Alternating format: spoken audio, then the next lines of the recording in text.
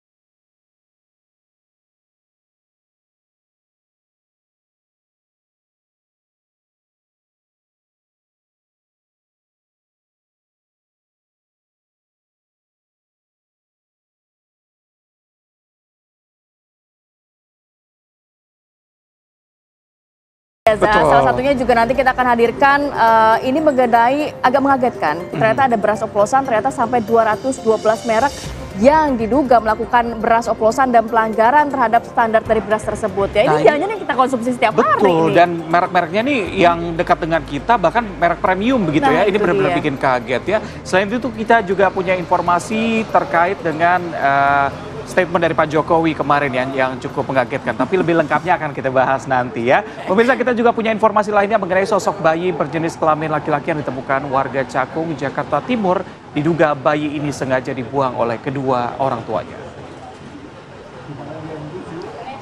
Pemirsa, beginilah suasana tepatnya di wilayah Kelurahan Pulau Gebang, Jakarta Timur saat penemuan bayi yang tergeletak di atas keset di depan pintu rumah salah seorang warga. Warga ini awalnya mengira pemirsa suara bayi laki-laki yang diperkirakan berusia 10 hari adalah suara kucing. Namun ternyata saat dicek, ternyata adalah seorang bayi dengan selimut dan juga ada surat di sampingnya. Pelaku penelantaran ini mengaku hanya menitipkan bayi itu untuk sementara waktu dan mohon agar dirawat sebelum nantinya akan diambil kembali. Menurut keterangan warga, orang yang menitipkan diduga merupakan warga setempat karena dalam surat tersebut disebutkan nama pemilik rumah ini secara jelas. Hingga kini pihak kepolisian juga masih menyelidiki identitas orang tua bayi serta motif apa di balik penelantaran bayi tersebut. Jika memang terbukti sengaja menelantarkan, pelaku ini akan diancam dengan hukuman pidana tentang perlindungan anak. Bayinya lucu banget ya, padahal baru berusia 10 hari, masih kecil banget. Semoga memang hanya dititipkan sementara, nanti akan diambil atau diasuh lagi sama orang tuanya ya. Sehat-sehat terus ya Dede bayi.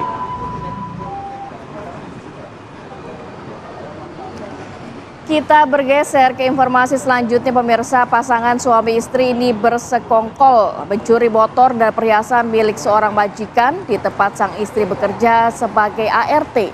Kerugian mencapai puluhan juta rupiah. Nah, tadi Anda lihat rekamannya ya pemirsa, ini ada ART yang bawa kabur sepeda motor punya majikannya di Banten, Tangerang Selatan. Gak cuma motor, ternyata juga mengambil perhiasan senilai 23 juta rupiah. Atas kejadian ini korban langsung melapor ke polisi dan gak butuh waktu lama polisi juga berhasil menangkap pelaku di rumah kontrakan di Kabupaten Bogor, Jawa Barat. Selain pelaku, Subdit 4 Resmo Polda Metro Jaya juga menangkap suaminya yang merupakan otak dari aksi pencurian. Dari hasil penyelidikan, barang hasil curian telah dijual oleh pelaku di mana digunakan untuk biaya sekolah sang anak. Atas perbuatannya ini bisa dijerat dengan pasal 363 KUHP dengan ancaman hingga 9 tahun penjara.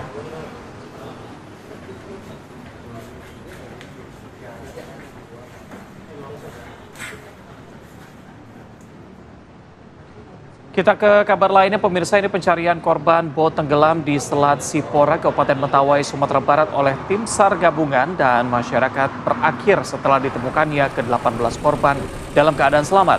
Para korban selanjutnya dibawa dari pelabuhan Pasapuat, Pagai Utara menuju Tua Pejat untuk diberikan perawatan. Setelah KN SAR Rana Wijaya merapat di pelabuhan Pasapuat, ini 10 korban bot tenggelam pun datang menaiki mobil bak terbuka dari dusun Guluk Gupuk, tempat mereka ditemukan warga dan nelayan sejak Selasa subuh kemarin. Satu persatu para korban ditandu menaiki kapal, sedangkan 7 korban lainnya telah terlebih dahulu berada di KN SAR tersebut. Korban yang ditemukan terakhir atas nama Gontur, ASN Dinas PUPR yang diantar menggunakan rigbot milik SAR. Para korban dibawa menuju ke pelabuhan Tua Pejat sepanjang pelayaran yang memakan waktu kurang lebih 1 jam. Kondisi kesehatan mereka terus dipantau oleh tim SAR. Jadi longboat ini membawa 18 penumpang, termasuk 2 operator yang pada Senin lalu ini mengalami tenggelam ya di Selat Sipora, Kabupaten Mentawai, Sumatera Barat.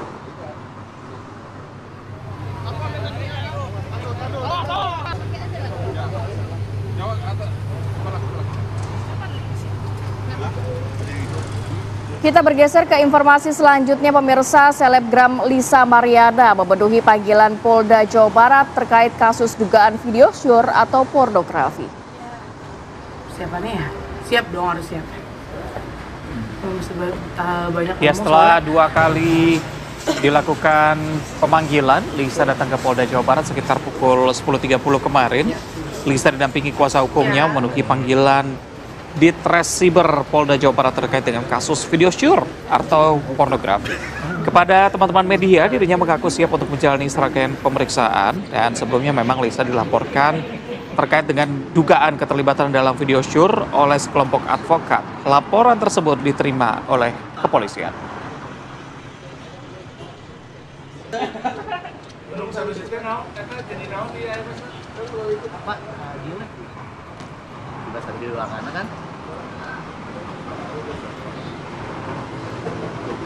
Yang berikutnya juga masih terkait dengan figur publik ya. Ada artis sinetron Jonathan Frizzy yang tersandung, maksud kami ini, kasus penyelundupan cairan rokok elektrik dengan kandungan zat berbahaya sudah ditetapkan polisi sebagai tersangka. Setelah berkas lengkap, artis sinetron Jonathan Frizzy ini dititipkan ke Lembaga Permasyarakatan kelas 2A. Penitipan tahanan dilakukan Kejaksaan Negeri Kota Tangerang untuk mempercepat proses persidangan setelah Ijong dinyatakan sehat. Setelah menjalani persidangan, Ijong bersama 3 rekannya akan ditahan di Lapas 2A Pemuda Tangerang dengan status tahanan titipan Kejari, Kota Tangerang. Sebelumnya, pemirsa, Ijong ditetapkan sebagai tersangka karena terlibat pengiriman ratusan rokok elektrik atau vape dengan cairan yang mengandung zat berbahaya yang merupakan obat keras. Jadi kabarnya lagi sakit ya, kita doakan ini segera sehat, pulih ya. Betul, dan proses hukumnya juga bisa berjalan dengan lancar ya.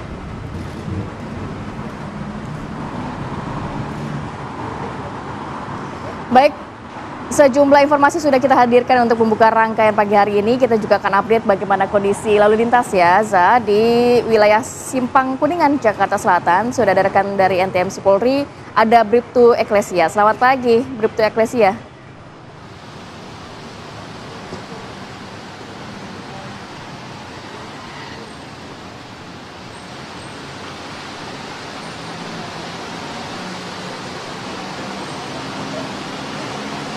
Baik, terima kasih Reza dan Rati. Selamat pagi pemirsa, bersama kami dari NTMC Korlantas Polri akan menginformasikan situasi arus lalu lintas langsung dari kawasan Simpang Kuningan, Jakarta Selatan. Dapat kita lihat bersama situasi arus lalu lintas di jam berangkat perkantoran pada pagi hari ini tampak cukup ramai dan terus mengalami peningkatan volume arus kendaraan dari berbagai arahnya, yakni dari arah Semanggi ataupun Gatot Subroto yang akan lurus menuju ke arah Pancoran maupun Cawang tampak cukup ramai dan terlihat adanya ketersendatan jelang traffic light di kawasan ini. Selepasnya kendaraan dapat melaju dengan kecepatan normal. Kami mengucapkan terima kasih kepada seluruh pengendara yang tetap berhenti di belakang garis stop pada saat mengantri jelang traffic light. Dan selanjutnya dari arah Mampang yang akan menuju ke arah Kuningan tampak cukup ramai dan juga terus mengalami peningkatan volume arus kendaraan di jam berangkat perkantoran dan juga dimulainya aktivitas masyarakat pada pagi hari ini. Namun Anda tidak perlu khawatir pemirsa, dikarenakan di kawasan ini sudah terdapat petugas kami yang akan membantu kelancaran arus lalu lintas pada pagi hari ini. Dan kami menghimbau bagi seluruh pejalan kaki yang akan melintas di kawasan ini untuk tetap berhati-hati pada saat Anda sedang menyeberangi jalan dan dapat menggunakan jembatan penyeberangan orang yang telah tersedia maupun zebra cross yang ada. Dan tidak lupa kami informasikan juga kepada pemirsa bahwa Korlantas Polri dan Satuan Lalu Lintas di seluruh Indonesia sedang memberlangsungkan adanya Operasi Patuh 2025 hingga tanggal 27 Juli 2025. Untuk itu kami menghimbau kepada seluruh pengendara, pastikan selalu mematuhi rambu lalu lintas yang berlaku dan juga melengkapi surat-surat kendaraan Anda sebelum melakukan perjalanan. Dan berdasarkan data YRSMS Korlantas Polri, angka kecelakaan lalu lintas di seluruh Indonesia per 1x24 jam terjadi 141 kasus laka lantas yang mengakibatkan 10 orang meninggal dunia, 29 orang luka berat dan 178 orang luka ringan. Dari kasus laka lantas tersebut, 33,5% terjadi karena kecerobohan pengemudi. Untuk itu bagi seluruh pengendara, pastikan terus meningkatkan konsentrasi Anda pada saat sedang berkendara dan tidak melakukan aktivitas lain yang dapat memecah konsentrasi Anda. Bagi Anda pemirsa yang ingin mendapatkan informasi situasi arus lalu lintas selengkapnya, dapat menghubungi call center kami di 1500669 ataupun melalui SMS Center di 9119. Selamat beraktivitas, hati-hati di jalan dan salam presisi. Demikian Bribtu Eklesia melaporkan, kembali kepada Reza dan juga Rati. Silakan. Ke Malaysia makan nasi. Cakep. Bribtu Eklesia, terima kasih. Terima kasih, selamat beraktivitas kembali. Oke, kita juga pemirsa untuk jeda dulu Iya, ya saya. betul. Nanti kita akan hadirkan informasi terkait Nadiem Makarim kembali menjalani pemeriksaan oleh penyidik Kejaksaan Agung terkait dugaan tindak pidana korupsi pengadaan laptop di Kementerian Pendidikan pada 2019.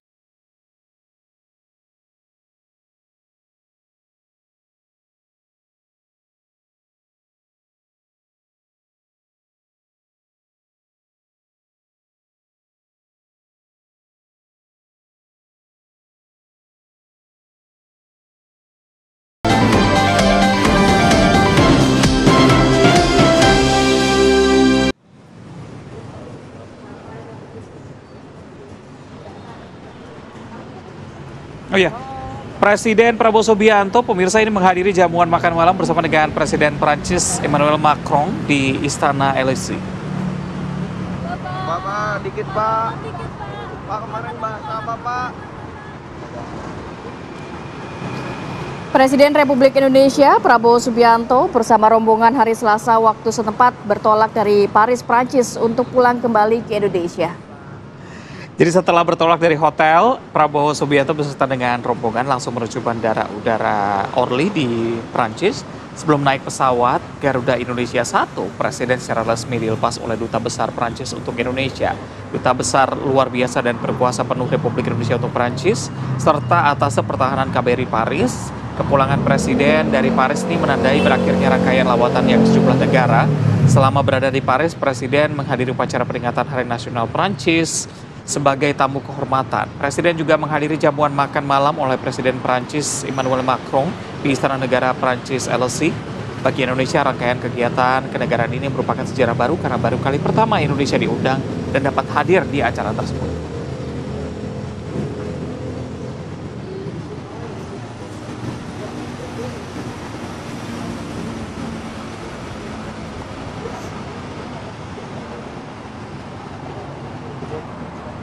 Kita bergeser ke informasi selanjutnya, pemirsa. Kementerian Agama mengungkapkan hingga kini masih ada 3 jemaah Indonesia yang belum ditemukan pasca ibadah haji 2025 di Arab Saudi.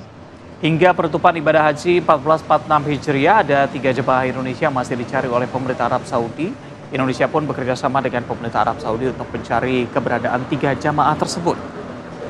Diketahui kondisi medis jamaah menjadi salah satu faktor yang menyebabkan hilangnya mereka. Ketiga jamaah yang belum ditemukan yaitu jemaah asal embarkasi Palembang, Surabaya, dan embarkasi Banjarmasin.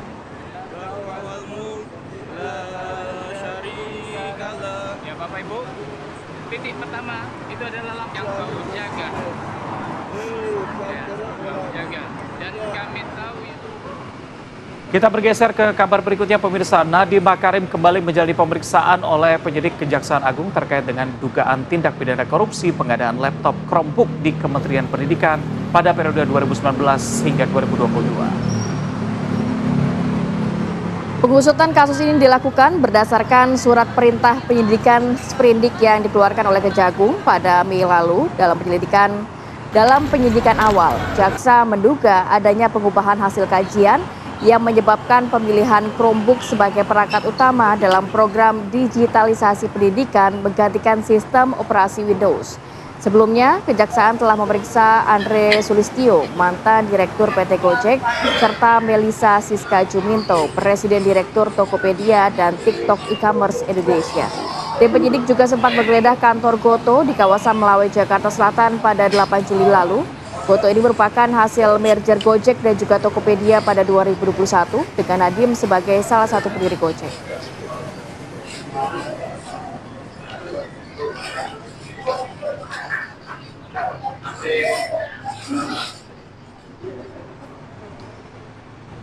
Pemirsa, penyidik Kejaksaan Agung menetapkan 4 tersangka kasus dugaan korupsi pengadaan laptop Chromebook di Kemendikbud Ristek. 3 tersangka ditahan dan seorang lagi belum ditahan karena masih berada di luar negeri. Akibat perbuatan tersebut, negara mengalami kerugian sekitar 1 triliun 980 miliar rupiah. Kemudian terhadap keempat orang tersebut, berdasarkan alat bukti yang cukup, maka pada malam hari ini penyidik menetapkan yang bersangkutan sebagai tersangka. Untuk Ibrahim Arif, yang bersangkutan dilakukan penahanan kota karena berdasarkan hasil pemeriksaan dokter yang bersangkutan mengalami gangguan jantung yang sangat kronis, sehingga berdasarkan rapat penyidik yang bersangkutan tetap dalam penahanan untuk tahanan kota. Kabar berikutnya, pemirsa, Pengadilan Negeri Jakarta Pusat kembali menggelar sidang kasus impor gula dengan terdakwa Tony Wijaya dan 4 orang terdakwa lainnya. Agenda persidangan kemarin adalah mendengarkan keterangan dari saksi yang disidangkan oleh jaksa penuntut umum. Total ada 6 orang saksi yang dihadirkan yang berasal dari 2 lembaga kementerian. Saksi dengan nama Edi Endar Sirono dan Edi Sutopo berasal dari Kementerian Perindustrian. Sedangkan saksi dengan nama Sri Agustina, Nusa Eka, Salomo Damanik, dan Gunario berasal dari Kementerian Perdagangan. Seluruh saksi ditanya oleh JPU dan tim kuasa hukum terdakwa mengenai peran dan juga prosedur dalam proses impor gula yang berlangsung pada periode 2015-2016 saat Tom Lembong menjabat sebagai Menteri Perdagangan.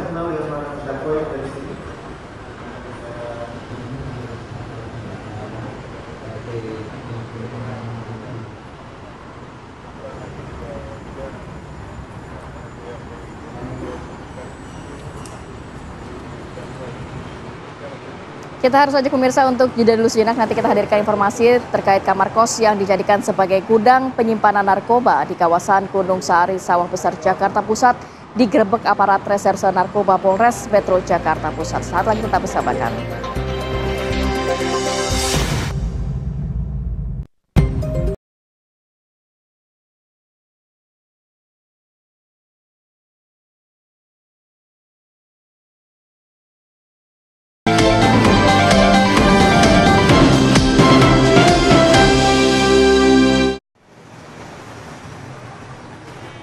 Kembali bersama kami di Apa Kabar Indonesia Pagi, pemirsa. Kamar kos yang dijadikan sebagai gudang penyimpanan narkoba di kawasan Gunung Sahari, Sawah Besar, Jakarta Pusat digerebek oleh aparat reserse narkoba Polres Metro Jakarta Pusat. Didampingi penjaga kos, petugas melakukan penggeledahan di dalam kamar. Hasilnya sejumlah paket narkoba jenis sabu dengan berbagai ukuran ditemukan petugas disembunyikan di balik kasur. Penggerebekan merupakan pengembangan dari penangkapan seorang tersangka berinisial OP di wilayah Jakarta Pusat. Selain barang bukti narkoba seberat 2,5 kg sabu, polisi juga menangkap 2 tersangka lainnya, yakni RP dan wanita berinisial L.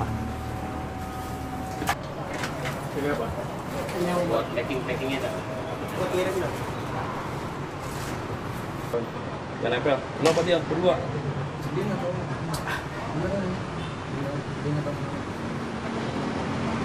Kita bergeser ke informasi selanjutnya. Polda Jawa Barat berhasil mengungkap kasus perdagangan bayi jaringan internasional dengan modus mengadopsi padahal malah menjualnya.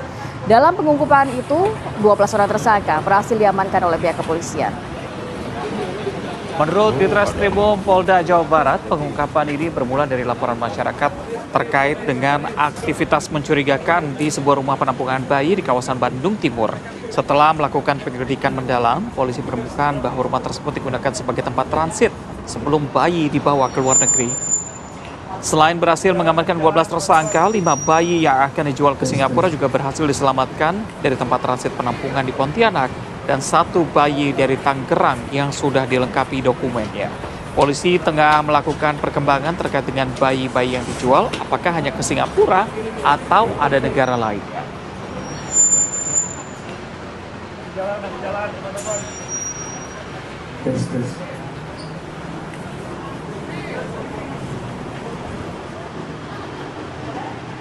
Berikutnya pemirsa, rasa cemburu dan cekcok dari sepasang kekasih. Seorang pria meregang nyawa usai menikam pisau ke tubuhnya sendiri yang dilakukan di depan kekasihnya.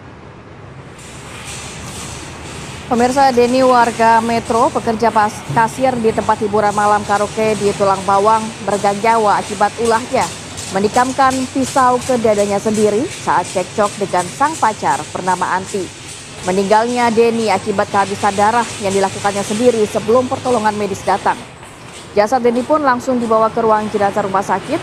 Anti sebagai saksi yang juga pacar Denny sebagai pemandu lagu di salah satu karaoke. Saat dimintai keterangan polisi, dirinya saat itu sempat cekcok mulut dengan Denny di kos-kosan yang diduga akibat cemburu.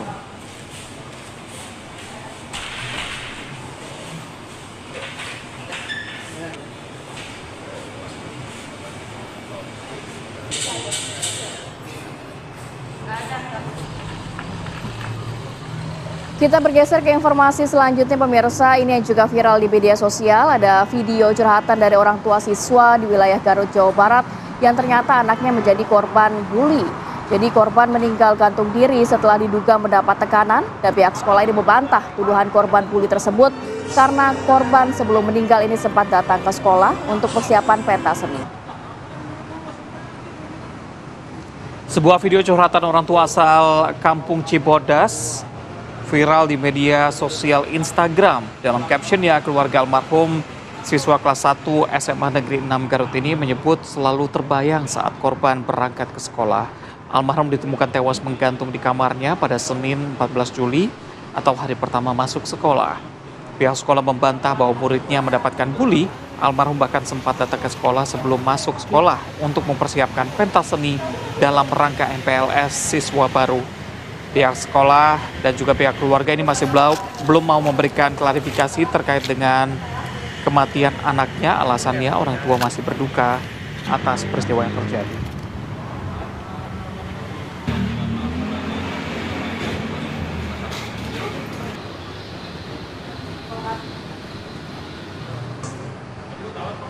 Kita ke Boyolali, Jawa Tengah. Pemirsa, ini polisi menetapkan pemilik rumah untuk menjadi tersangka dalam kasus penyiksaan anak. Mirisnya, sang anak ditemukan dalam kondisi mengenaskan karena kelaparan dan dirantai pada kaki.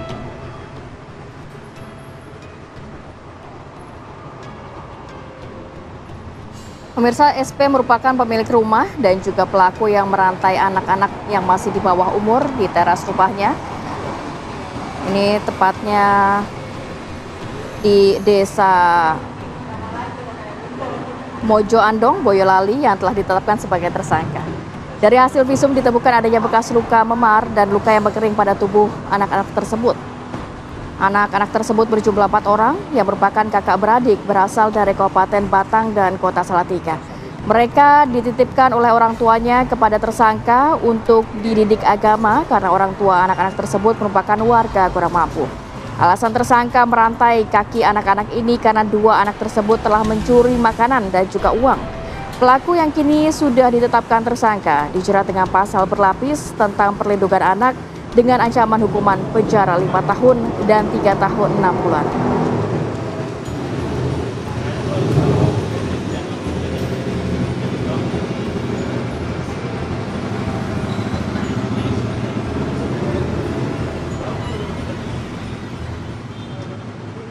Pemirsa, karena diiming-imingi harga rumah kontrakan murah di Facebook, puluhan orang di Kota Bekasi, Jawa Barat tertipu pembelian rumah kontrakan yang ternyata adalah milik orang lain.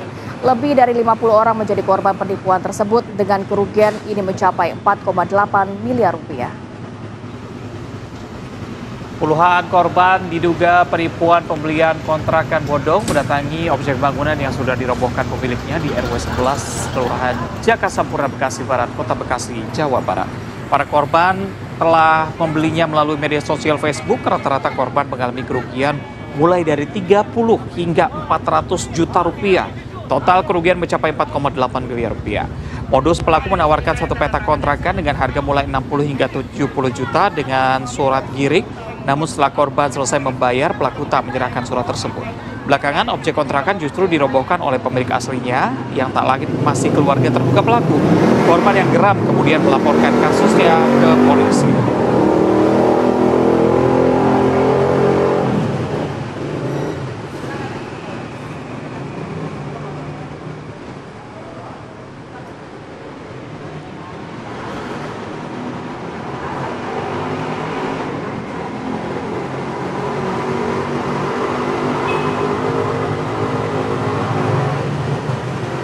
Dan untuk mengetahui kasus ini lebih lanjut, kita sudah terhubung dengan Faiz, salah satu korban. Selamat pagi Pak Faiz. Pak Faiz, tadi kita sudah dengar bahwa ini iklannya ditawarkan di Facebook begitu. Apa modus yang dilakukan? Apakah memang pelaku ini mendekati Anda atau justru Anda yang menemukan awalnya?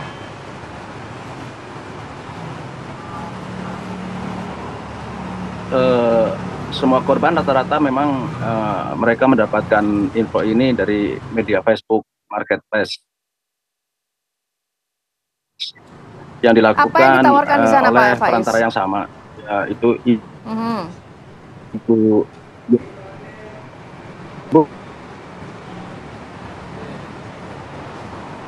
Bu, maaf putus-putus. Ya, silakan Pak, dilanjutkan kembali.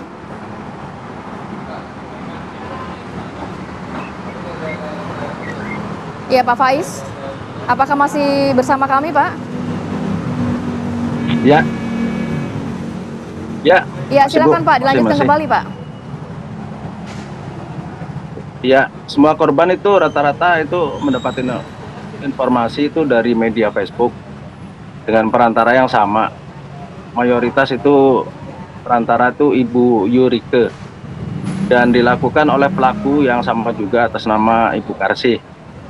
Dan juga dilakukan oleh notaris yang sama. Saya rasa hal ini sudah memang sengaja dilakukan karena memang ini dilakukan berulang-ulang. Kalau saya perhatikan korban pertama itu sekitar bulan Desember 2023 dengan objek yang sama. Objek ini dijual ke pembeli yang sama, artinya dikeluarkan ke marketplace itu oleh perantara yang sama. Rumah ini setelah dilakukan penjualan awal, kemudian berikutnya dijual lagi ke Facebook atau ke marketplace. Itu dilakukan terus menerus sampai 2025 terakhir kemarin. Oke, Itu, baik Pak Faiz, sebelum Anda melakukan transaksi, apakah memang sempat ada pertemuan, Anda melihat langsung rumahnya, atau memang semua transaksi dilakukan secara online, Pak? Bukan, berawal dari online. Tapi untuk melakukan pembelian ini, mereka tuh melakukan pertemuan. Artinya mereka memang datang ke tempat Ibu Karsih, mereka bertemu dengan penjual, juga perantara, yang kemudian setelah deal mereka tuh dibawa ke notaris. Pak Faiz, berapa kerugian Anda dan apa yang diiming-imingi para pelaku ini? Dalam arti kan disebutnya ini rumah murah, dengan besar berapa, ditawarkan harga berapa sehingga Anda tertarik untuk membelinya?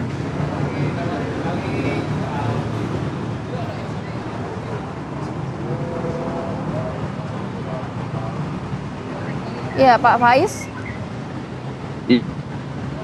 Ya, untuk saya sendiri melakukan transaksi ini, ya, untuk saya sendiri itu transaksi berawal dari sekitar bulan Agustus awal sampai September dengan nominal 100 juta.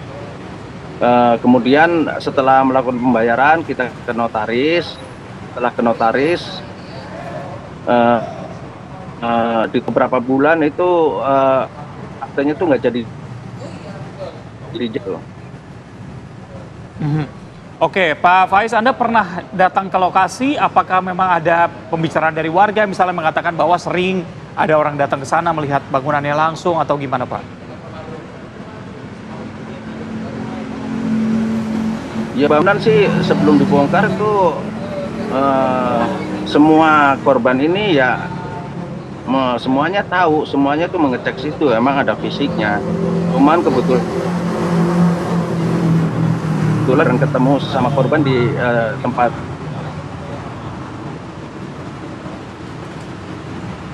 untuk para pembeli ini memang sampai kita bareng-bareng kemungkinan untuk hindari informasi itu.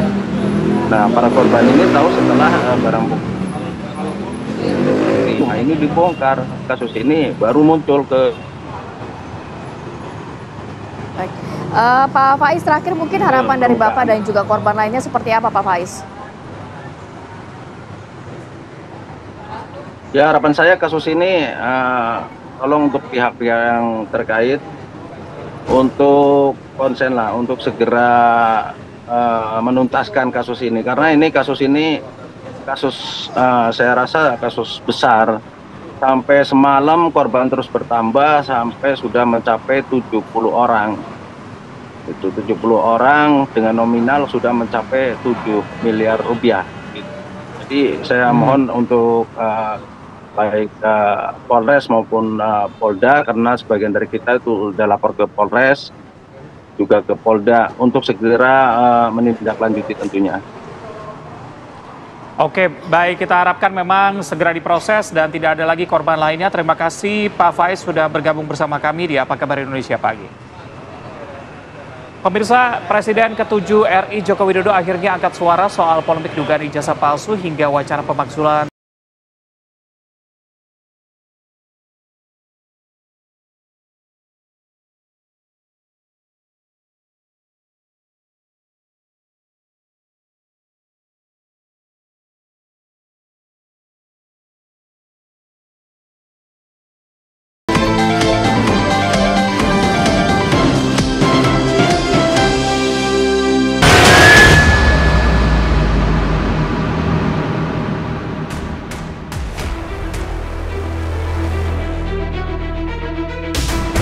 Polemik dugaan ijazah palsu hingga wacana pemakzulan Wakil Presiden Gibran Rakabuming Raka kembali menjadi sorotan.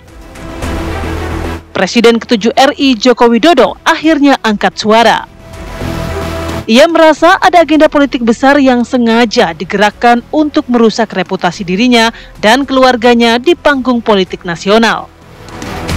Menurut Jokowi, rangkaian isu ini bukan sekedar dinamika biasa, melainkan bagian dari skenario terstruktur yang bertujuan menurunkan citra dan pengaruh politik keluarganya. Benarkah ada kekuatan politik besar yang sedang menyusun langkah sistematis untuk melemahkan Jokowi dan Gibran? Tim TV One mengabarkan. Saya berperasaan memang kelihatannya ada agenda besar politik di balik isu-isu ini, ijazah palsu, isu pemakzulan. Ini perasaan politik saya mengatakan ada agenda besar politik untuk menurunkan reputasi politik, untuk mendowngrade yang ya buat saya biasa-biasa aja. Pemirsa, Presiden RI ke-7 Joko Widodo akhirnya angkat suara terkait banyaknya isu ijazah palsu, isu pemakzulan Gibran Raka Buming Raka. Apakah memang benar perasaan Pak Jokowi ini ada agenda besar di baliknya? Kita akan bahas hal ini dengan narasumber yang sudah hadir di studio. Sudah ada Bang Ahmad Kozinudin, tim advokasi kriminalisasi dan akademisi. Selamat pagi. Pagi, Mbak. Ya. Sehat ya. Kemudian Siap, juga ada Bang Freddy Alex Damanik, Wakil Ketua Umum Projo. Selamat pagi, Bang Freddy. Selamat pagi. Tidak lain tidak bukan, ada juga Mas Adi Praitno, analis politik UIN Jakarta. Selamat pagi, Mas. Selamat pagi, Rati. Sehat ya. Saya mau ke Bang Freddy dulu. Kalau boleh menelisik dikit kebatinan dari Pak Jokowi, apa sih yang akhirnya membuat Pak Jokowi ini melontarkan ada agenda besar? Karena gini Bang, kalau nantinya pemirsa atau masyarakat ini tidak menangkap secara utuh maksudnya siapa dan apa, ini bisa jadi blunder loh. Blunder kenapa? Sebetulnya itu pernyataan biasa aja dari seorang politisi menurut saya. Ya, tetapi tidak dari RI 7 dong, RI. Ya, dalam arti ini kan agenda besar apa untuk menjatuhkan dirinya? Konteksnya kan ketika Pak Jokowi menyatakan itu, ya berarti dia situ seorang politisi. Memang sudah pasti ada kepentingannya menyatakan itu. Tapi kita kan memang melihat faktanya, ya beberapa bulan terakhir ini bahkan jauh sebelumnya hingga saat ini memang banyak sekali isu-isu yang menyerang Pak Jokowi. Yang dia sebut ada dua itu memang itu yang lagi hangat sekarang, ijazah palsu dan pemakzulan Gibran. Dan kita juga sering lihat di publik, ya orang-orang yang aktif ya menggunakan isu itu orangnya itu aja. Ya misalnya ijazah palsu, ya Roy Suryo, misalnya Dr. Tifa. Nah, ketika di pemakzulan juga itu juga, ya kemudian ketika ijazah palsu agak down, nah yang ini dukung yang ini. Jadi itulah yang disampaikan oleh Pak Jokowi. Kenapa dia sebut dua isu itu yang paling hangat. Nah tetapi kan banyak ya, Bobi aja diserang, orangnya itu juga. Ya. Berarti ini berdasar ya Bang ya, bukan cuma dugaan ya? Sangat berdasar. Semakin banyak isu negatif yang dilontarkan menyerang Pak Jokowi dan keluarga, maka posisi politik Pak Jokowi akan semakin rentan, baik terhadap lawan politik, ya kelompok kepentingan, termasuk faksi yang hari ini satu koalisi misalnya. Mereka ini bisa berpikiran, waduh Pak Jokowi ini sebaiknya kita jauhi dulu kan kalau misalnya satu koalisi. Tetapi yang mau saya sampaikan adalah tujuannya memang untuk menggerus kepercayaan masyarakat kepada Pak Jokowi, sehingga targetnya pasti target menengah ataupun target jangka panjang 2029. Karena per hari ini Pak Jokowi masih sangat relevan dalam posisi politik di Indonesia, masih sangat kuat pengaruhnya, walaupun survei indikator sudah menurun, tetapi masih sangat kuat. Dan inilah lawan politiknya, kelompok kepentingan yang pada saat kemarin Pilpres dan sebelum-sebelumnya berbeda dengan Pak Jokowi, tidak mau melihat ini. Ya, Pak Jokowi dengan Pak Prabowo di 2024 kemarin beserta koalisinya berhasil memenangkan pertarungan, dan kalau ini masih kuat, maka kelompok yang ini yang terus memainkan isu ini tidak akan mempunyai kesempatan untuk bisa menang di 2029. Itu yang saya lihat. Anda berarti melihat juga nantinya ada efek dengan pemerintahan Prabowo Subianto, kan keberlanjutan dari program-program Pak Jokowi. Sudah pasti. Makanya saya bilang tadi ya, ketika Pak Prabowo dan Pak Jokowi ini dipisah atau berhasil diadu domba, maka otomatis pemerintahan Pak Prabowo itu akan melemah. Dan ketika ini melemah, maka kelompok-kelompok ini mempunyai kesempatan untuk menghantam terus pemerintahan Pak Prabowo. Kita coba tanya, benar orkestrasi dari pihak Anda nih nantinya untuk memecah belah atau membuat reputasi dari Joko Widodo ini turun? Ya, saya berikan dua perspektif ya, bismillahirrahmanirrahim, perspektif hukum dan politik. Saya mengawali justru dari politik meskipun saya praktisi hukum dan ada kaitannya dengan persoalan hukum yang sedang kami tangani begitu. Jadi yang pertama saya ingin katakan saudara Joko Widodo itu sebagai politisi baru pertama kali ini ya secara terbuka baper gitu loh. Bawa perasaan begitu. Jadi dalam politik itu perasaan politik itu biasa saja gitu. Tapi kalau hari ini kita lihat sampai saudara Joko Widodo mengadu kepada publik, memang ada dua perspektif yang saya baca. Pertama, tingkat serangan politik itu mungkin bagi dirinya sudah terlalu besar. Yang kedua, daya tahan dan imunitas politik itu kian menurun seiring dengan tidak ada lagi kendali kekuasaan terhadap organ-organ kekuasaan untuk bisa dikendalikan dalam rangka untuk melawan ya agitasi-agitasi politik yang hari ini banyak beredar di tengah masyarakat. Itu sekaligus menurunkan dua hal ya.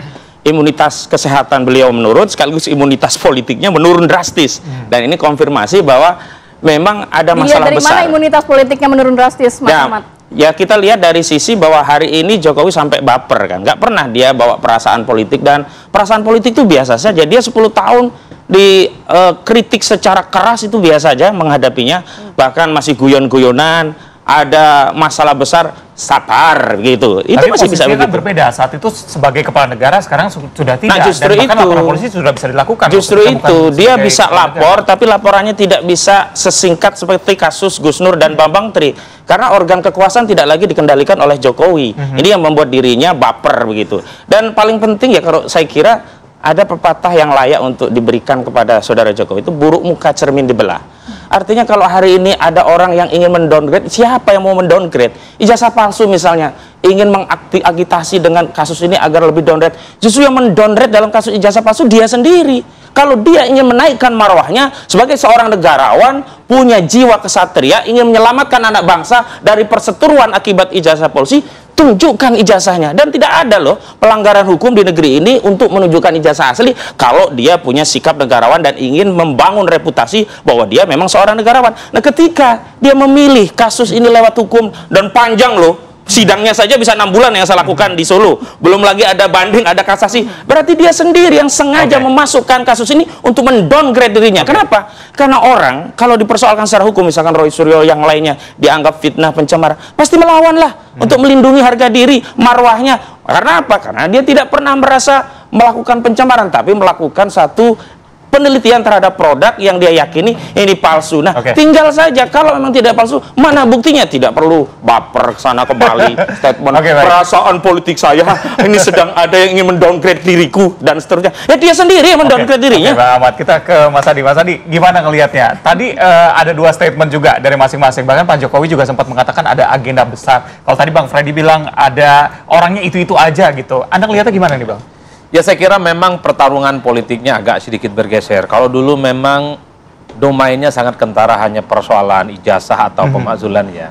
Tapi sehari dua hari ini setelah ada pernyataan dari Pak Jokowi bahwa ada hidden agenda, ada agenda besar yang sebenarnya terselubung untuk mendowngrade dan merusak kredibilitasnya sebagai orang yang pernah memimpin di negara ini. Ini kan paradigma baru. Kalau dulu kan hitam putih perspektifnya. Salah dan benar, lapor merapor, asli ataupun tidak, dan seterusnya.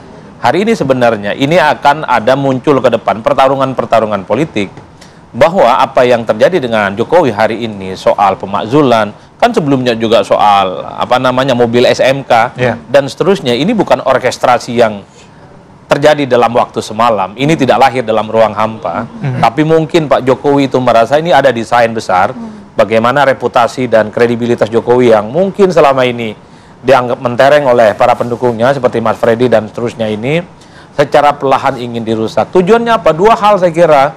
Pertama, untuk menunjukkan kepada publik bahwa Jokowi tidak seperti yang dibayangkan orang, tidak seperti yang sewah yang muncul dalam survei-survei, orang baik, popularitasnya oke, approval ratingnya sampai Sidratul Muntaha dan seterusnya. jadi serangan-serangan ini sepertinya ingin membalik itu semua. Nah, yang kedua, kalau memang kita mau menggunakan logikanya Bang Freddy ataupun logika Pak Jokowi, ini dikaitkan dengan kompetisi di masa yang akan datang. Karena per hari ini ada satu keyakinan bahwa Pak Jokowi itu masih sakti, magnetnya masih kuat.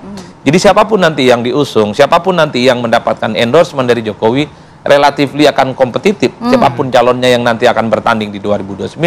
Apalagi kita tahu per hari ini replika politik dari Jokowi adalah Gibran, wakil presiden yang masih muda, dan tentu saja karir politiknya nggak mungkin hanya selesai sebagai wakil presiden. Ada tahap-tahap yang mungkin difikirkan bagaimana karir politik Gibran ini sangat sustain. Dan publik juga tahu konsultan utama dari Mas Gibran itu tentu Pak Jokowi, bukan yang lain. Makanya saya selalu mengatakan kalau ada orang ngaku-ngaku sebagai konsultan Wapres hari ini, itu ngaku-ngaku aja. Konsultannya pasti Pak Jokowi. Saya hakul yakin statement, gestur, dan apapun yang dilakukan oleh Wapres hari ini, itu memang rasa Pak Jokowi, Pak. Jadi inilah yang sepertinya ingin disampaikan kepada publik. Belum selesai sampai di ijazah palsu, saling lapor, belum selesai juga isu-isu pemakzulan. Menurut Anda masih akan panjang nantinya? Pastinya akan panjang, karena kalau mau jujur ya, perdebatan soal ijazah dan pemakzulan orang sudah mulai bosan. Jadi viewersnya, likes-nya, subscribe-nya itu mulai agak berkurang nih, agak mulai berkurang. Secara perlahan mulai meredup. Misalnya ditambah dengan isu-isu blunder yang muncul di kalangan wamen, para menteri yang statement-statementnya hampir tiap hari menimbulkan kontroversi. Ketika Jokowi mengatakan ada kekuatan baru, mencoba untuk mendowngrade, mencoba untuk mendiskreditkan dan seterusnya, ini ada amunisi baru yang kemudian dimunculkan. Per hari ini algoritma yang muncul di medsos itu adalah pernyataan Pak Jokowi ini. Jadi ijazah itu di bawahnya, pemakzulan itu di bawahnya. Tapi inilah yang kemudian orang menerka-nerka. Sebenarnya betul tidak ada upaya-upaya untuk merusak. Tapi Mas Adi lebih kemana nih? Kalau misalnya kita boleh berpikir secara netizen ya, agak julid gitu ya. Lebih ke memang ini ada agenda besar yang diorkestrasi oleh pihak lain, atau memang caranya Pak Jokowi biar namanya selalu ada di media begitu, Mas? Di kita itu kompleks, Ratih ya. Politisi itu selalu memaintain apa yang selalu muncul di publik. Jangankan bully-membuli, jangankan serangan. Ini diolah sebagai sesuatu yang menjadi insentif, bisa positif dan bisa negatif. Kalau saya terus-menerus ya dibully oleh publik, saya berpikir bagaimana bulian publik itu menjadi simpati. Nah, itu dapur politisi. Itu tidak mungkin dilakukan sendiri. Ada influencer, ada buzzer, ada bunyi-bunyian, ada dukung-mendukung, dan itu diciptakan secara politik. Jadi jangankan politisi, saya saja berpikir bagaimana sesuatu yang negatif itu dia dibalik menjadi sesuatu yang konotasinya positif. Jadi yang terjadi hari ini bukan hanya soal lapor-melapor, bukan hanya soal hitam dan putih. Ini adalah pertarungan politik jangka panjang misalnya. Karena kalau kita hitung rata-rata secara umum, ada kecenderungan di negara kita, siapapun yang sudah tak lagi menjadi presiden, sering kok mendapatkan kritikan. Dulu Megawati setelah tak jadi presiden kan banyak diserang. Soal Indosat dan privatisasi BUMN dan terusnya. Pak SBY tak lagi jadi presiden yang diserang masalah Hambalang, masalah Senturi. Tapi saat itu kalau bicara tentang PDIP, Mega diserang, PDIP pasang badan. Saat itu kalau SBY diserang, yang pasang badan ada Partai Demokrat. Per hari ini ketika Pak Jokowi diserang, yang pasang badan itu adalah Freddy pasang badan. karena tak ada partai. Karena tak ada partai. Mungkin nanti nunggu siapa ketua umum PSI. Yang sebenarnya hasilnya sudah bisa ditebak. Oke, Bang Freddy, mungkin mau menanggapi. Ini berarti statementnya dikeluarkan di waktu yang tepat begitu ya, ketika memang tadi pembahasannya algoritmanya sudah mulai menurun begitu. Tapi mungkin dibahas usai jeda, kita akan jeda terlebih dahulu. Tetap bersama kami di Apa Kabar Indonesia Pagi. Gitu ya. Oke, kita lanjutkan perbincangan Bang Freddy. Tadi sebelum jeda saya tanya begitu ya. Ini Bang Adit bilang tadi statementnya tepat waktu begitu. Ketika algoritmanya lagi turun, Pak Jokowi ngomong statement ini langsung naik lagi. Tanggapan Anda? Ya, saya sebetulnya sepakat dengan Mas Adi. Jadi memang setiap serangan itu juga bisa berdampak positif ketika itu dimanfaatkan, tanda kutip. Pak Jokowi juga pasti sering melakukan itu. Ya, Pak Jokowi pernah mengatakan kepada kami, misalnya contoh Amin Rais. Ya, ketika Amin Rais ini terus menyerang Pak Jokowi, justru simpati kepada Pak Jokowi itu naik. Tapi dalam konteks terakhir-terakhir ini, ya saya perlu sampaikan bahwa bukan Pak Jokowi yang meng-create.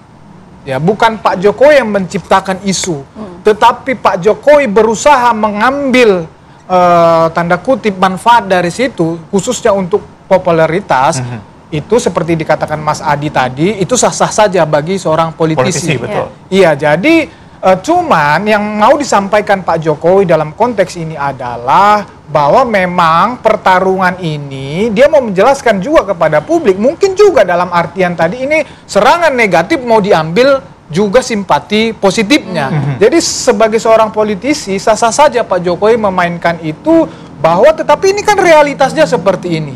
Seperti yang dikatakan oleh Pak Jokowi, memang serangan terus-menerus menghantam beliau. Dan kemarin-kemarin tadi beliau mengatakan sedang sakit, diem, ya ada 2 minggu lebih itu. Nah mungkin ini momentumnya juga kembali mengambil simpati publik. Nah itu jadi menurut saya sah-sah saja lah. Jadi seorang politisi, tetapi yang mau disampaikan Pak Jokowi sekali lagi adalah memang ini agenda besar untuk 2029. Ya tadi saya mengatakan ya, walaupun ada koalisi di sini, koalisi Indonesia Maju, ya banyak partai-partai, tetapi tokoh sentralnya ya Pak Jokowi dengan Pak Prabowo ditambah dengan Pak SBY, tapi tokoh sentralnya ini ketika ini berhasil dipecah, diadu domba, maka pemerintahan akan lemah. Tapi mungkin nggak statement Pak Jokowi ada agenda besar ini membuat publik akhirnya terkecoh, tidak lagi fokus kepada ijazah palsu, tapi agenda besarnya yang dicari-cari publik nantinya? Oh tidak. Ini kan pasti rame lagi ijazah palsu ini. Karena proses sudah masuk penyidikan. Ketika nanti diumumin tersangka, ini akan naik lagi. Ketika persidangan, ini akan naik lagi. Nah, cuman kan pertarungannya seperti kata Mas Adi tadi. Bagaimana ya isu yang tadinya negatif menyerang ini untuk Pak Jokowi akan menjadi positif. Sehingga popularitasnya semakin meningkat, kemudian kesukaan masyarakat kepada Pak Jokowi terus meningkat juga, kembali meningkat. Itulah yang mau dimainkan Pak Jokowi dalam hal ini. Dan itu sah-sah saja, gitu loh. Oke, baik. Bang Ahmad, gimana? Kalau pihak Anda akan memanfaatkan isu ini? Saya bicara hukum saja begitu. Dan kalau kita bicara tentang downgrade, siapa sih yang mendowngrade? Coba ingat laporan saudara Joko Widodo 30 April 2025 lalu di Polda Metro Jaya. Dulu itu kan hanya 4 orang yang dilaporkan. Tapi kemarin 2 hari yang lalu kami mendapatkan SPDP, surat pemberitahuan dimulainya penyidikan. Justru terlapornya makin banyak lah. Kami mendapat pesan dari laporan itu. Oh, ini saudara Jokowi mau perang bubat ini, mau perang semesta. Kenapa? Bukan hanya Egy Sujana ya, ada lagi nama sampai Abraham Samad pun jadikan terlapor. Ada Damai Hari Lubis jadi terlapor. Ada Rustam Effendi jadi terlapor. Ada Kurnia Triyono itu jadi terlapor. Selain Roy Suryo, Tifa dan Rizal Fadilah. Jadi pesan politiknya, oh ini mau perang habis-habisan tapi melawan rakyatnya sendiri, yang semestinya dia bisa cegah itu dengan cara menunjukkan ijazah aslinya, yang itu akan merecovery nama baiknya yang tadinya dia dianggap ya dinistakan, dihinakan, direndahkan karena ijazahnya palsu, balik menjadi dimuliakan, ya ditinggikan karena ternyata dia punya ijazah asli. Lah kalau kita kembalikan kepada sikap politik saudara Joko Widodo yang enggan menunjukkan ijazah aslinya dengan dalih hanya akan ditunjukkan kepada pengadilan, sementara beberapa pengadilan perdata di NU tidak bisa masuk ke pokok perkara. Siapa yang berusaha mendowngrade saudara Joko Widodo? Tindakan saudara Joko Widodo sendiri yang tidak mau segera dan serta-merta menyelesaikan. Dan siapa yang mau cari benefit dari kasus ini? Tentu siapa yang ingin mengulur-ngulur. Loh, kalau dari kami, ya klien-klien kami, kalau saudara Jokowi nunjukin ijazah aslinya, dicek sudah asli, selesai. Bahkan siap bertanggung jawab begitu. Coba, siapa yang mendowngrade Pak Jokowi yang mendowngrade sendiri kalau kata Bang Ahmad? Saya tanggapi sedikit. Jadi Pak Jokowi tidak ada melaporkan nama-nama yang disebutkan tadi. Ini sudah masuk dalam proses penyidikan. Berkembang, ada ditemukan dugaan tindak pidana di situ, ada pidananya di situ. Nah, kemudian penyidik dalam hal ini di dalam pemeriksaan yang sudah puluhan mungkin ratusan saksi dan banyaknya video, penyidik menemukan bahwa tindak pidana ini diduga dilakukan oleh nama yang disebut tadi. Jadi itu bukan laporan Pak Jokowi, laporan. Ini saya kasih contoh. Kami pernah menyatakan, bagaimana dengan Riza Fadilah, Pak? Oh enggak. Kan mereka itu, beliau itu bersama TPUA itu datang ke rumah Pak Jokowi rame-rame, diterima Pak Jokowi. Pak Jokowi mengatakan begitu Bang Ahmad. Enggak, sebentar, ini saya keliru. sampaikan Riza Fadilah. Kenapa Pak Riza Fadilah nggak dilaporkan? Oh enggak. Beliau baik-baik saja datang-datang ke rumah saya, sopan.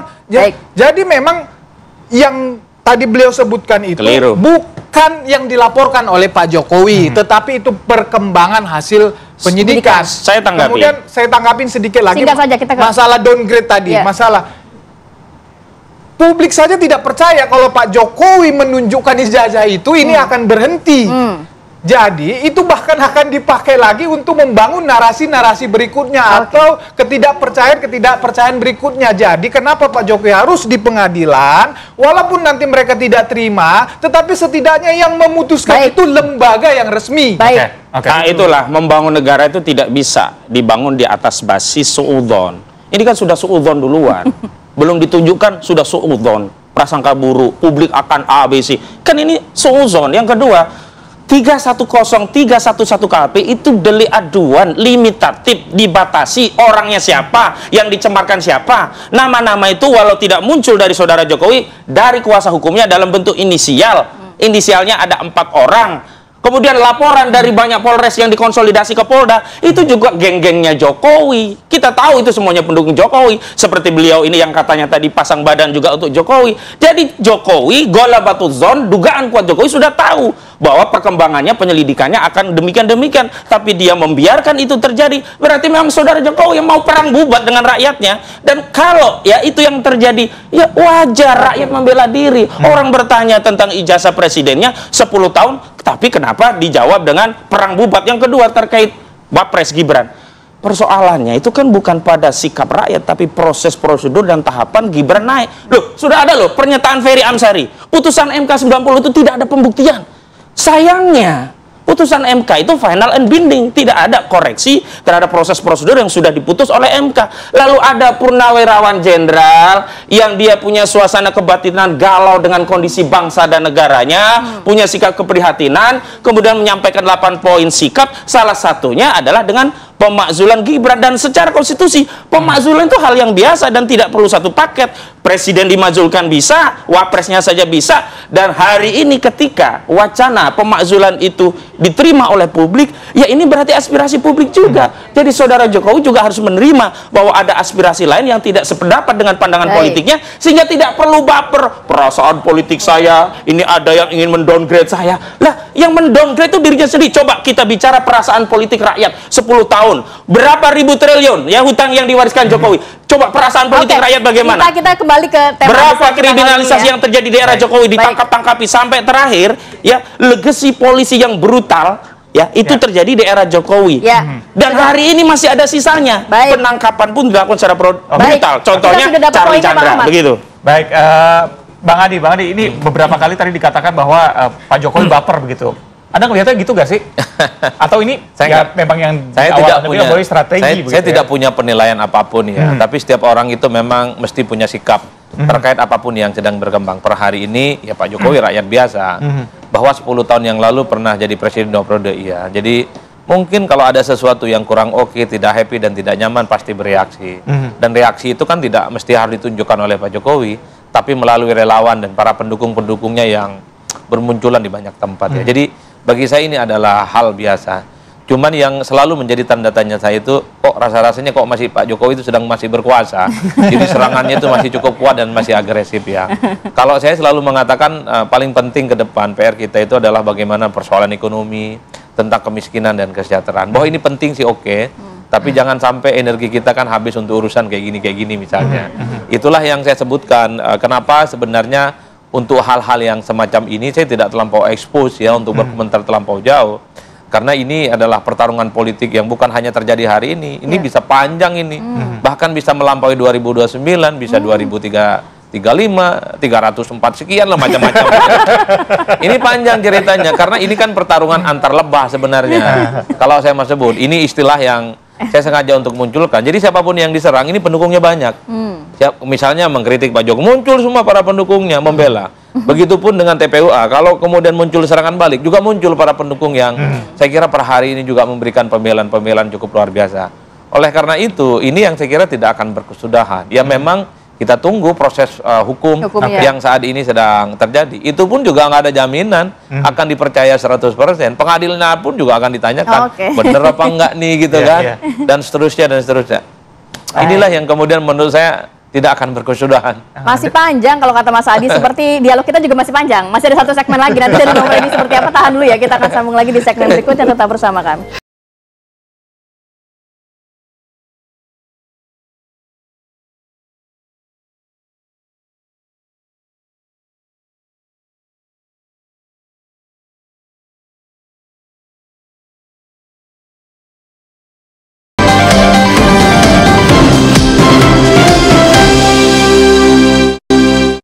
Orang naik, nonton. Iya, clickbait.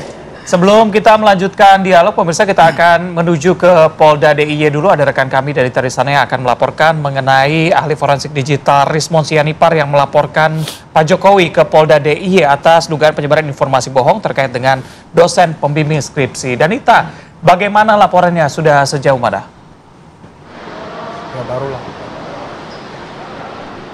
Reza, Rati, dan juga pemirsa, betul sekali memang kemarin ahli digital forensik Rismon Sianipar mendatangi Polda Daerah Istimewa Yogyakarta untuk buat laporan mengenai dugaan berita bohong yang dilakukan Joko Widodo. Dan laporan tersebut diterima sebelumnya oleh SPKT atau Sentra Pelayanan Kepolisian Terpadu Polda DIY, kemudian diarahkan ke Direktorat Reserse Kriminal Khusus Polda Daerah Istimewa Yogyakarta, dan pihak kepolisian melalui Kabid Humas Polda DIY menyebutkan betul ada laporan dari Rismon Sianipar mengenai dugaan penyebaran berita bohong Joko Widodo di Polda Daerah Istimewa Yogyakarta. Mengenai apakah laporan tersebut diterima atau tidak, apakah berlanjut ke proses hukum atau tidak, kami juga belum mendapatkan pernyataan resmi dari Polda Daerah Istimewa Yogyakarta, karena sebelumnya Kabid Humas menyebutkan laporan tersebut baru berupa aduan. Dan apakah nanti akan berlanjut atau tidak, kami juga masih menunggu pernyataan resmi atau informasi resmi kelanjutan dari laporan Rismon kemarin. Seperti diketahui pemirsa, kemarin juga Rismon menyebutkan dirinya datang ke Polda Daerah Istimewa Yogyakarta atas dugaan penyebaran berita bohong karena sebelumnya dosen Kasmujo yang pada tahun 2017 ada dialog atau rekaman yang juga dibawa kemarin beserta 2 rekaman lain saat membuat laporan di Polda Daerah Istimewa Yogyakarta yang menyebutkan bahwa dosen Kasmujo itu merupakan dosen pembimbing skripsi dari Joko Widodo. Namun pada 2025 ada pernyataan atau rekaman lain yang menyebutkan bahwa dosen Kasmujo bukan merupakan dosen pembimbing skripsi, melainkan dosen pembimbing akademis. Dan satu lagi video yang dibawa, ada pernyataan yang berbalik atau berbeda dari kedua pernyataan tersebut yang menyatakan bahwa dosen Kasmujo bukan merupakan dosen pembimbing skripsi maupun pembimbing akademis. Hal tersebut menurut Rismon yang memicu bahwa ada dugaan penyebaran berita bohong yang dilakukan oleh Joko Widodo. Dan hingga saat ini kami juga masih menunggu pemirsa apa kemudian kelanjutan dari laporan Rismon Sianipar. Kembali ke Jakarta. Baik, terima kasih Danita Riyandini atas laporannya langsung dari Polda DIY. Kita lanjutkan perbincangan. Bang Freddy, tadi menyambungin pertanyaan saya tadi. Kalau kata Mas Adi ini masih lama, 2029, 2034, 3000 sekian gitu, mungkin masih menjadi pembahasan nantinya. Ini publik yang nggak move on atau narasinya tetap dijaga biar tetap on atau gimana nih? Ya, kan seperti saya katakan tadi juga, termasuk itu merespon Rismon tadi. Kan saya bilang nggak akan ada ujungnya ini.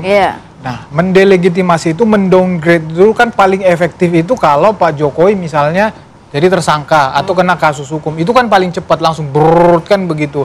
Maka bagi mereka ini kan, ya bagaimana Pak Jokowi itu supaya cepat jadi tersangka, maka dilakukan terus-terus. Dan walaupun itu hak setiap warga negara melaporkan, it's okay. Tetapi justru yang mereka lakukan ini justru mengkonfirmasi bahwa memang mereka terus-menerus akan menyerang Pak Jokowi, termasuk isu apapun. Makanya saya bilang tadi, saya tidak percaya ketika itu ditunjukkan akan selesai. Enggak, ini akan ada terus, akan dipakai terus. Nah, dan itu sudah terkonfirmasi sekali lagi. Tapi ini juga akan telah menunjukkan bahwa mereka sudah cari kemana-mana ini bukti. Mentok. Nah, sekarang laporan baru. Kalau nggak salah itu tadi video tahun berapa, 2011, itu pun dipakai lagi kan begitu. Udah nggak ada lagi bahan ini. Tetapi pasti akan nemu bahan lagi. Termasuk nanti nyamperin Pak Kasmujo waktu itu ya? rumahnya, termasuk video itu yang dibahas. Iya. Justru itu kan dipakai untuk mengcounter yang video Pak Jokowi itu yang mereka berusaha lakukan laporan sebagai barang bukti. Ya, silahkan saja. Nanti kan ini kembali lagi ke UGM. Di UGM kan itu ada semua dokumennya, dokumentasinya. Siapa itu Pak Kasmujo, ya hitam di atas putih semuanya pasti ada. Jadi nanti ya, kalaupun ini berproses sama seperti yang laporan sekarang ini, baik dari TPU maupun dari Pak Jokowi, semua akan dipanggil, semua akan diperiksa. Tapi ujungnya kembali ke UGM ini. Itu. Oke, Bang Ahmad gimana? Akan dicari kemana-mana katanya? Yang jelas begini ya. Nggak perlu lah sampai 2009, 2030 dan seterusnya. Kalau nanti Biro Wasidik Barreskrim Mabes Polri mengumumkan hasil penyelidikan gelar perkara khusus memerintahkan Barreskrim melanjutkan proses penyelidikan dan kemudian 263 dugaan pemalsuan dokumen itu ditingkatkan ke penyidikan sama persis dengan yang di Polda ditingkatkan ke penyidikan, saudara Jokowi ditingkatkan menjadi tersangka, selesai nih. Karena hanya ada gula, ada semut aja ini. Sepanjang gulanya masih ada, semut masih berkerumut. Kalau gulanya habis, selesai. Itu satu hal. Yang kedua, soalan yang saat ini terjadi itu kan soalan yang memang, betul kan tadi dikatakan bahwa saudara Jokowi hari ini bukan presiden, de jure. Tetapi de facto dia punya kekuasaan yang itu dikonfirmasi oleh Purnawirawan Jenderal TNI pada 17 April 2025 lalu yang kumpul. Ada 8 poin pernyataan, saya hadir di acara itu. Salah satunya juga bersihkan kabinet dari pengaruh Jokowi. Ada sejumlah menteri yang itu ada 13 kalau tidak salah. Itu juga masih di bawah kendali saudara Joko Widodo. Hari ini kasihan sebenarnya Pak Prabowo. De jure beliau presiden, de facto masih harus berbagi kekuasaan dengan saudara Jokowi. Nah, Purnawirawan itu punya pendapat kalau ya tangan-tangan kekuasaan Jokowi dipotong, biarlah Jokowi ya benar-benar istirahat sebagaimana dulu SBY istirahat, sebagaimana Megawati istirahat. Selesai juga hiruk pikuk ini. Problemnya adalah secara de jure bukan presiden, de facto cawe-cawe ke segala urusan. Dan kemudian menggunakan kekuasaan yang tak terlihat dalam kendali dirinya untuk terus mengagitasi, melindungi kekuasaan politik yang ingin diwariskan ke dinasti Wapres ini. Dan kemudian masyarakat bereaksi, wajar. Baik. Terakhir Mas Adi, jadi secara de facto itu tadi dikatakan Mas Ahmad loh. Sejalan nggak sama pikirannya Mas Ahmad? Ya saya kira memang harus kita akui bahwa Prabowo Subianto dengan Gibran ini kan satu kesatuan. Jadi power sharing setelah menang itu adalah hal biasa. Saya cukup yakin bahwa Prabowo itu tidak bisa dikendalikan oleh siapapun. Tapi Prabowo itu sangat respect dengan mantan-mantan presiden terdahulu. Itu kan termasuk Pak Jokowi. Kan terlihat misalnya setiap sambutan politiknya menyebut Jokowi, menyebut SBY, menyebut misalnya Megawati Soekarno Putri, Gus Dur, Habibie, dan bahkan ya Pak Soeharto juga dihormati oleh Pak Prabowo. Jadi saya melihat Pak Prabowo ini sebagai mental model seorang prajurit yang menghargai para orang-orang terdahulunya. Jadi sekalipun ada desakan supaya menghilangkan dan menjauh dari mantan-mantan presiden terdahulu, rasa-rasanya sulit. Bagi Pak Prabowo, siapapun yang dianggap berjasa di negara ini, sekecil apapun itu pasti akan dihargai. Saya kira di situ. Dan di Indonesia, bagi-bagi kekuasaan, bagi yang menang itu perkara biasa, Rati. Reza, yang aneh itu yang kalah juga minta, itu aneh. Jadi Bang Fredrik ini kan sejak awal mendukung Prabowo dan Gibran, kalau bisa komisaris juga sampai dapat. Wajar dong. Ini obrolan di belakang harusnya nih ya. Sampai dapat dong. Yang aneh justru yang kalah minta juga paling paling enkerado. Itu menurut saya agak aneh. Bagi saya aneh. Kira-kira di situ. Iya, kita tunggu lagi bagaimana statement Pak Jokowi lainnya, terutama sepertinya mendekati dengan bursa pemilihan Ketua Umum PSI. Nanti pasti ada statement lain. Rame lagi. Terima kasih Bang Adi, Bang Freddy, dan juga Bang Ahmad. Sama-sama. Selamat pagi. Dan pemirsa, kita akan jeda terlebih dahulu. Usai jeda, Menteri Pertanian Mentan RI Amran Sulaiman ini kembali membeberkan sejumlah temuan lanjutan dalam praktek culas produsen hingga pedagang beras oplosan. Kami hadirkan selengkapnya usai jeda. Tetap bersama kami.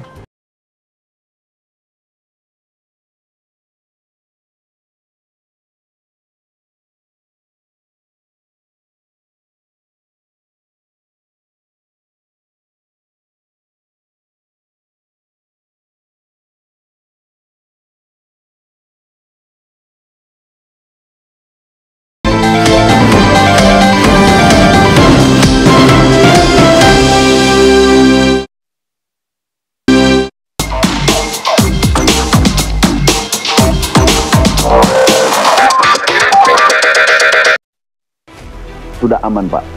Artinya semua nanti akhir tahun. Menteri Pertanian RI Amran Sulaiman kembali membeberkan sejumlah temuan lanjutan dalam praktek culas produsen hingga pedagang beras oplosan. Praktik tersebut ternyata telah terjadi bertahun-tahun dengan kerugian negara mencapai 2 triliun per tahun. Di tempat-tempat penyewa SPHP yang dilakukan adalah ini informasi dari mereka 20% dipajang, 80% ini dibongkar kemudian dijual premium. 2.000 naik 2.000 sampai 3.000. Negara subsidi 1.500. Kemudian dia angkat naik lagi harga 2.000 3.000. Kita hitung kerugian negara bukan kerugian masyarakat, Bu, di luar. Itu 2 triliun. Itu 1 tahun. Kalau ini terjadi 5 tahun, itu 10 triliun. Amran menambahkan temuan tersebut juga berdasarkan hasil turun ke lapangan dengan pengecekan langsung Satgas Pangan Polri bersama Badan Pangan Nasional. Terungkap ada 212 merek beras yang diduga melakukan pengoplosan dan pelanggaran standar mutu. Pelanggaran yang dimaksud adalah merek yang tidak memenuhi standar berat kemasan, komposisi, dan label yang seharusnya. Beberapa jenis dijual dengan label beras premium atau medium, namun dicampur dengan kualitas beras biasa. Mentan kembali mengingatkan agar seluruh pelaku usaha penggilingan serta distribusi wajib melakukan registrasi produk beras. Tim TV One mengabarkan. Ya, ini nggak main-main ini, sampai kerugian negara 2 triliun rupiah per tahun.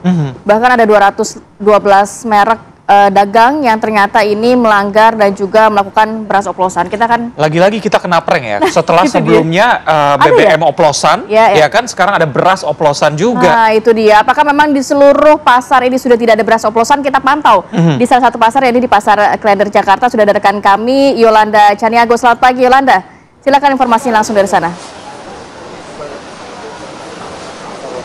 Ya baik, selamat pagi Rati, Reza dan juga pemirsa. Maraknya beras premium oplosan di kalangan masyarakat tentunya membuat masyarakat harus lebih waspada dalam memilih beras yang akan dikonsumsi oleh masyarakat sendiri. Nah, saat ini saya sedang berada di salah satu pasar tradisional pemirsa, tepatnya di Pasar Klender Jakarta. Dan saya akan mengajak Anda berbincang bersama salah satu pemilik toko beras yang ada di Pasar Tradisional Klender. Halo, selamat pagi, dengan Mas siapa? Dengan Pak Ahmad. Pak Ahmad, sebelumnya mengetahui tidak terkait info oplosan beras premium?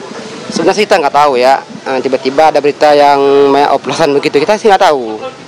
Nah, ini kan pemerintah sempat bilang nih Mas, bahwasanya ada 212 merek beras premium yang ternyata dioplos. Ini kira-kira di toko Mas Ahmad sendiri ada nggak salah satu merek berasnya? Kita nggak jual merek-merek yang gitu ya, kita merek sendiri jualnya. Kalau untuk jenis beras yang ada di toko Mas Ahmad, jualnya beras jenis apa aja nih? Kita jual Cianjur sama Ramos itu doang kita mah, yang 5 kilo ya. Kita nggak jual yang merek yang nggak kita mah. Untuk yang atas nih Mas, ini kan sekitar 5 kilo ya.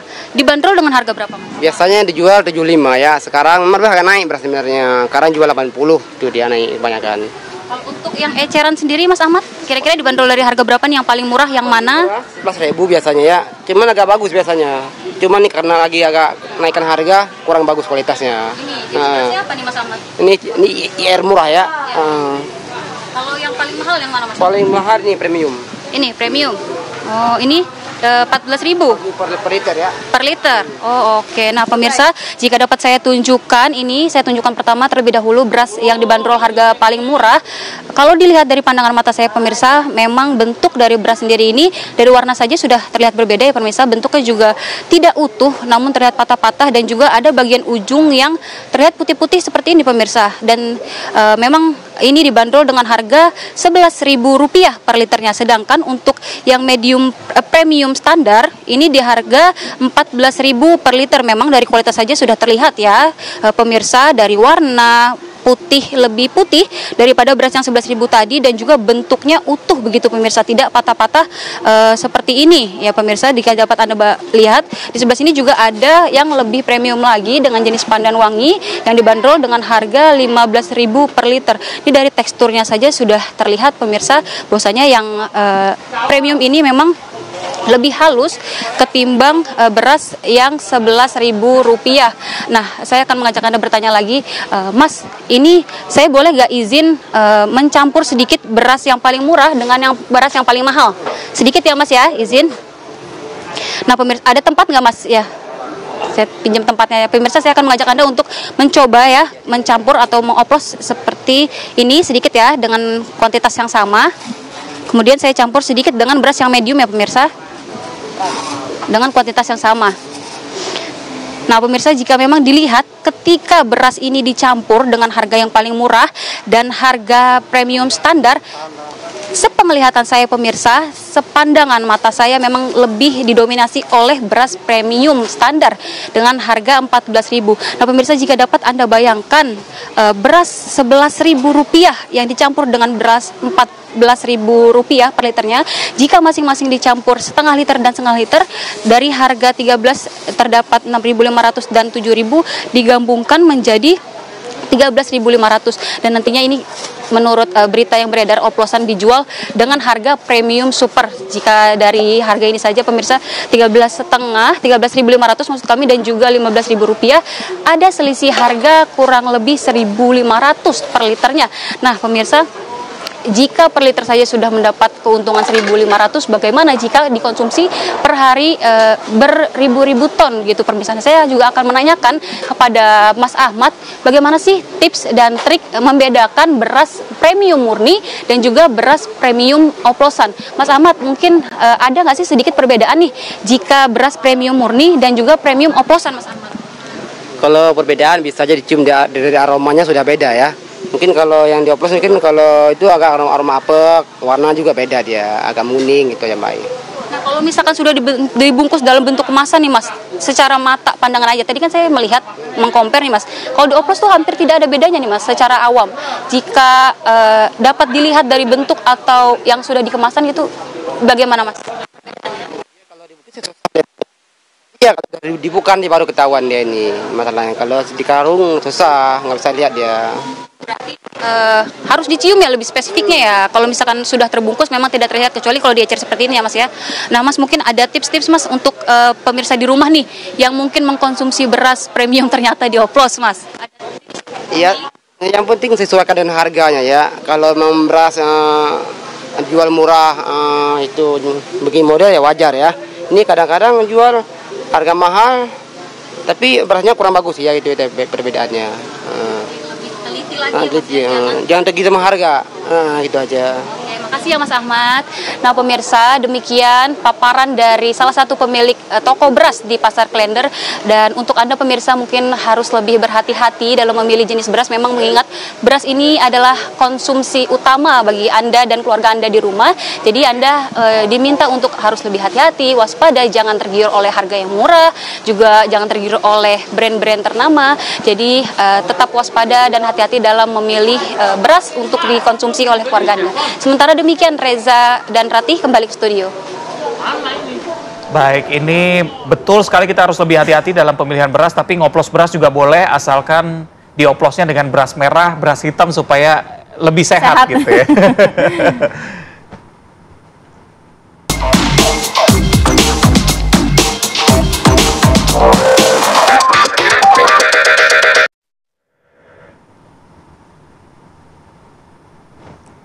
Ya, makan siang enaknya sambal teri. Cakep. Jangan sampai beras dioplos lagi. Ya susah juga kita pembeli, masa mau ngecekin satu-satu, itu kan harusnya pemerintah lebih ketat pengawasannya dong. Iya, nanti saya makan hamburger aja setiap hari lah kalau beras. Jangan. Oke lah, kita harus ajak pemirsa untuk jeda sejenak, nanti kita akan hadirkan informasi yang viral di media sosial. Saat lagi tetap bersama kami.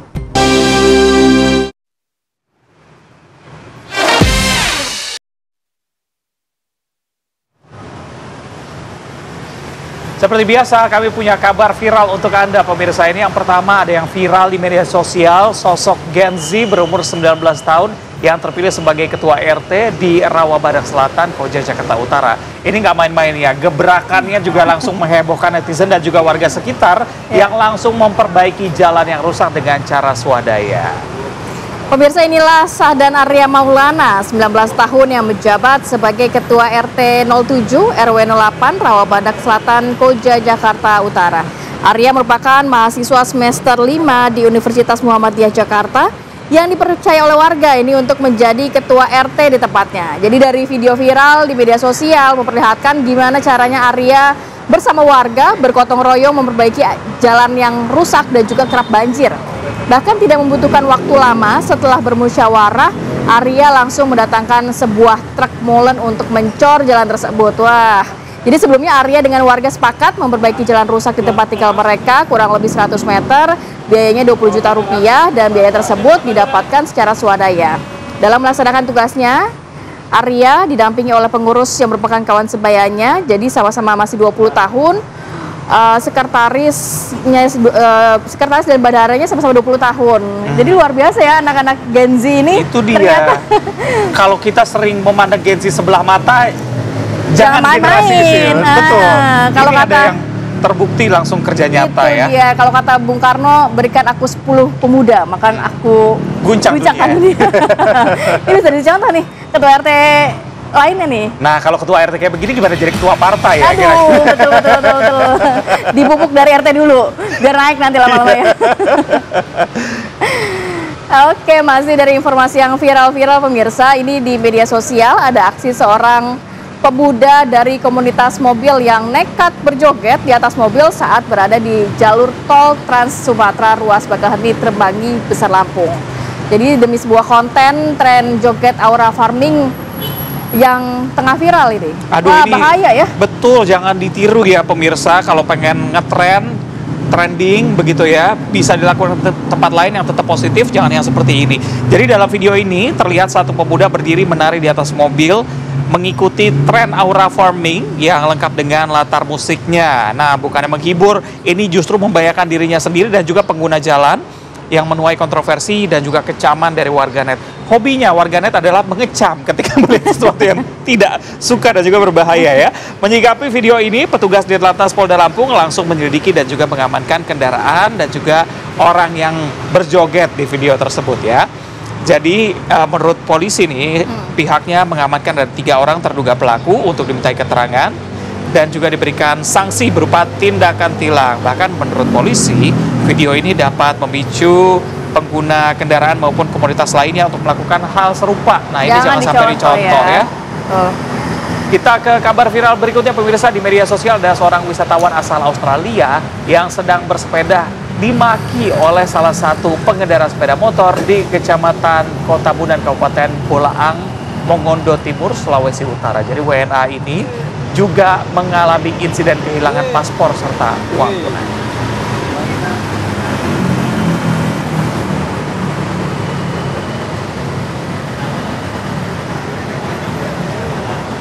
Ya pemirsa, sebuah rekaman video yang memperlihatkan salah seorang turis asing mendapatkan perlakuan kata kasar ini dari salah seorang pengendara sepeda motor. Warga negara asing asal Australia ini bernama Fred Joseph mendapatkan makian hingga cemooh saat sedang mengendarai sepedanya di ruas jalan menuju ke Kecamatan Kota Bunan di Sulawesi Utara. Setelah rekaman video tersebut viral, pengendara motor langsung diamankan polisi untuk memberikan klarifikasi. Namun Fred kembali mengalami insiden pada malam hari, yakni paspor, dokumen penting, hingga uang tunai sebesar $400 hilang saat dirinya sedang bermalam di salah satu sekolah SD negeri di desa Kota Bunan Barat. Beruntung usai melapor atas kehilangan tersebut, polisi berhasil mengamankan 2 pelaku berinisial GM dan ID, warga desa Kota Bunan Induk bersama barang bukti hasil curian. Kasihan 2 kali, dia trauma nggak ya? Iya, aduh, semoga ini tidak mengurangi WNA yang datang begitu. Karena kalau kita tahu Australia sering sekali memberikan travel warning terhadap Indonesia ya, baik itu mengenai kondisi alam di Indonesia, termasuk juga keamanan dari warga negaranya. Begitu juga kalau sebaliknya terjadi ketika misalnya warga negara Indonesia menjadi korban, pasti juga kita akan melindungi WNI yang akan berangkat ke negara tersebut. Itu dia, semoga menjadi perhatian untuk semua pihak ya. Jangan sampai warga negara asing trauma untuk berwisata di Indonesia. Kita geser ya Zak ke informasi selanjutnya. Ini ada viral di media sosial pemirsa, video ratusan orang dengan pakaian serba putih ini menggelar ritual di puncak Hargo Dumilah, Gunung Lau, Magetan, Jawa Timur. Nah, jadi pemirsa, dari video yang diambil dari sejumlah pendaki puncak Gunung Lawu ini memperlihatkan ada ratusan orang laki-laki dan perempuan pakai serba putih mirip pakaian ihram ini berjalan mengelilingi tugu puncak Gunung Lawu serta duduk untuk berdoa. Ini kalau malam-malam ngeri ya, ngeliatnya horor juga nih. Kebayang seberapa seremnya gitu Makhluk ya. astral atau bukan nih? Jadi seperti biasa, warganet langsung berkomentar ngelihat kejadian ini ya. Dari hasil pemeriksaan petugas, ini terlihat bahwa rombongan ini berjumlah sampai dengan 100 orang. Mereka berasal dari desa Sambung Gani, Kecamatan Sumber, Kabupaten Purwodadi, Jawa Tengah. Tapi dari hasil konfirmasi petugas, ini bukan aliran sesat ternyata, tapi jamaah Nahdlatul Ulama yang rutin menggelar zikir serta doa bersama sembari ziarah begitu. Jadi kita jangan suzon dulu, ternyata itu adalah zikir bersama yang memang biasa dilakukan di puncak gunung ya kan, agak ini ya, agak membingungkan juga untuk masyarakat yang hanya mendengarkan informasi sepotong-potong nih. Betul. Kita punya kabar viral berikutnya pemirsa, ini saat asik berolahraga lari sore ada seorang pelajar yang menjadi korban pohon tumbang ini di alun-alun Amir Hamzah, Kecamatan Stabat, Kabupaten Langkat, Sumatera Utara. Meski sempat dibawa ke rumah sakit, namun korban meninggal dunia. Ya, miris sekali pemirsa, ini peristiwa pohon tumbang di lapangan alun-alun Tengku Amir Hamzah, Kecamatan Stabat, Kabupaten Langkat, Sumatera Utara yang viral di media sosial karena memakan korban jiwa. Jadi korban bernama Putri Boru Nainggolan, baru berusia 16 tahun, ini warga Bukit Mas, Kelurahan Dendang, Kecamatan Stabat, Kabupaten Langkat yang masih berstatus sebagai siswa SMA. Korban sempat dirawat di rumah sakit namun meninggal dunia karena mengalami luka serius di bagian kaki dan tertimpa batang pohon, tepatnya di bagian dada korban. Selain menimpa korban, peristiwa tersebut juga menimpa 3 sepeda motor yang sedang terparkir di lokasi kejadian. Peristiwa memang terjadi pemirsa saat kondisi cuaca ini cerah, diduga pohon berjenis trembesi itu memang sudah kondisi tua sehingga rapuh dan akhirnya tumbang.